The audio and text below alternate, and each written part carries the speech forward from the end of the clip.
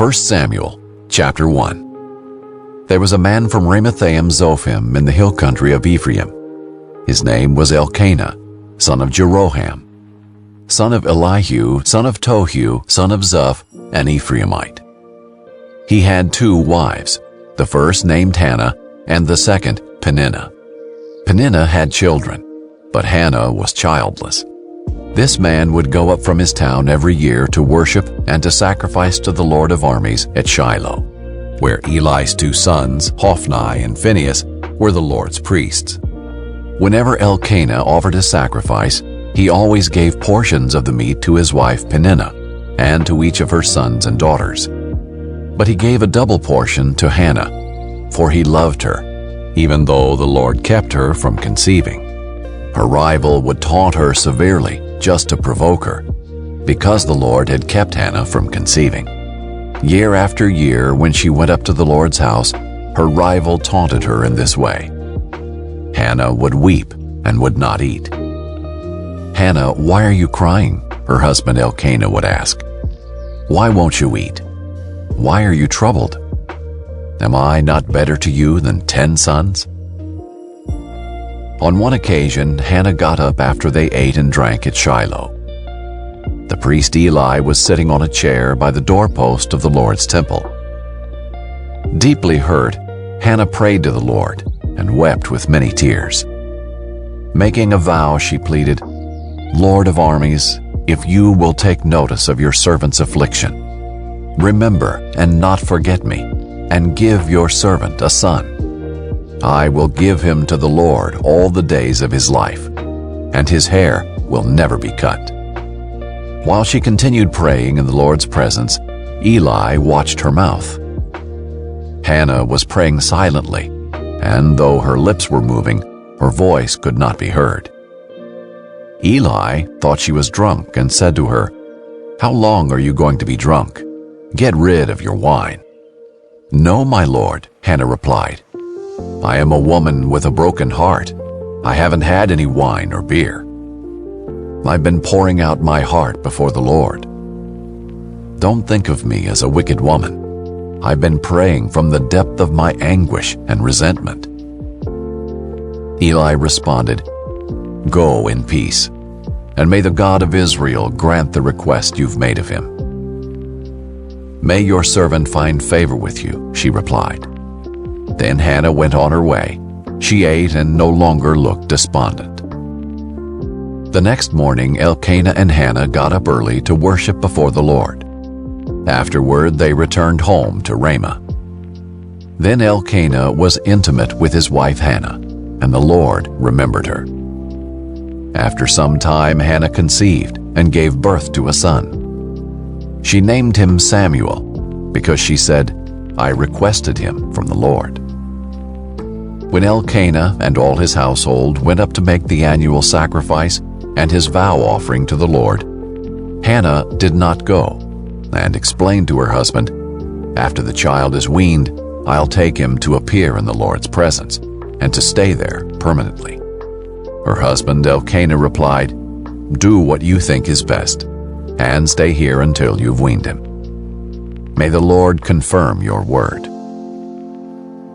So Hannah stayed there and nursed her son until she weaned him. When she had weaned him, she took him with her to Shiloh, as well as a 3-year-old bull, half a bushel of flour, and a clay jar of wine. Though the boy was still young, she took him to the Lord's house at Shiloh. Then they slaughtered the bull and brought the boy to Eli. "Please, my lord," she said, "as surely as you live, my lord, I am the woman who stood here beside you praying to the Lord. I prayed for this boy, and since the Lord gave me what I asked him for, I now give the boy to the Lord. For as long as he lives, he is given to the Lord." Then he worshiped the Lord there. Chapter 2. Hannah prayed, "My heart rejoices in the Lord. My horn is lifted up by the Lord. My mouth boasts over my enemies, because I rejoice in your salvation. There is no one holy like the Lord. There is no one besides you, and there is no rock like our God. Do not boast so proudly, or let arrogant words come out of your mouth. For the Lord is a God of knowledge, and actions are weighed by him. The bows of the warriors are broken, but the feeble are clothed with strength. Those who are full hire themselves out for food, but those who are starving hunger no more. The woman who is childless gives birth to 7, but the woman with many sons pines away. The Lord brings death and gives life. He sends some down to Sheol, and he raises others up. The Lord brings poverty and gives wealth. He humbles and he exalts. He raises the poor from the dust and lifts the needy from the trash heap. He seats them with noblemen and gives them a throne of honor. For the foundations of the earth are the Lord's. He has set the world on them. He guards the steps of his faithful ones, but the wicked perish in darkness. For a person does not prevail by his own strength. Those who oppose the Lord will be shattered. He will thunder in the heavens against them. The Lord will judge the ends of the earth. He will give power to his king. He will lift up the horn of his anointed. Elkanah went home to Ramah, but the boy served the Lord in the presence of the priest Eli. Eli's sons were wicked men. They did not respect the Lord or the priest's share of the sacrifices from the people. When anyone offered a sacrifice, the priest's servants would come with a 3-pronged meat fork while the meat was boiling and plunge it into the container, kettle, cauldron, or cooking pot. The priest would claim for himself whatever the meat fork brought up. This is the way they treated all the Israelites who came there to Shiloh. Even before the fat was burned, the priest's servant would come and say to the one who was sacrificing, "Give the priest some meat to roast, because he won't accept boiled meat from you, only raw." If that person said to him, "The fat must be burned first, then you can take whatever you want for yourself," the servant would reply, "No, I insist that you hand it over right now. If you don't, I'll take it by force." So the servant's sin was very severe in the presence of the Lord, because the men treated the Lord's offering with contempt. Samuel served in the Lord's presence. This mere boy was dressed in the linen ephod. Each year his mother made him a little robe and took it to him when she went with her husband to offer the annual sacrifice. Eli would bless Elkanah and his wife. "May the Lord give you children by this woman in place of the one she has given to the Lord." Then they would go home. The Lord paid attention to Hannah's need, and she conceived and gave birth to 3 sons and 2 daughters. Meanwhile, the boy Samuel grew up in the presence of the Lord. Now Eli was very old. He heard about everything his sons were doing to all Israel, and how they were sleeping with the women who served at the entrance to the tent of meeting. He said to them, "Why are you doing these things?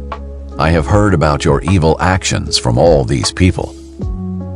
No, my sons, the news I hear the Lord's people spreading is not good. If one person sins against another, God can intercede for him. But if a person sins against the Lord, who can intercede for him?" But they would not listen to their father, since the Lord intended to kill them. By contrast, the boy Samuel grew in stature and in favor with the Lord and with people. A man of God came to Eli and said to him, "This is what the Lord says. Didn't I reveal myself to your forefathers' family when they were in Egypt and belonged to Pharaoh's palace? Out of all the tribes of Israel, I chose your house to be my priests, to offer sacrifices on my altar, to burn incense, and to wear an ephod in my presence. I also gave your forefathers' family all the Israelite food offerings. Why then do all of you despise my sacrifices and offerings that I require at the place of worship? You have honored your sons more than me by making yourselves fat with the best part of all the offerings of my people Israel. Therefore, this is the declaration of the Lord, the God of Israel. I did say that your family and your forefathers' family would walk before me forever. But now this is the Lord's declaration: no longer. For those who honor me, I will honor, but those who despise me will be disgraced. Look, the days are coming when I will cut off your strength and the strength of your forefathers' family, so that none in your family will reach old age. You will see distress in the place of worship, in spite of all that is good in Israel, and no one in your family will ever again reach old age. Any man from your family I do not cut off from my altar will bring grief and sadness to you. All your descendants will die violently. This will be the sign that will come to you concerning your two sons Hophni and Phinehas. Both of them will die on the same day. Then I will raise up a faithful priest for myself. He will do whatever is in my heart and mind.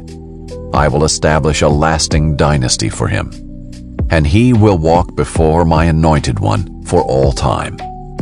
Anyone who is left in your family will come and bow down to him for a piece of silver or a loaf of bread.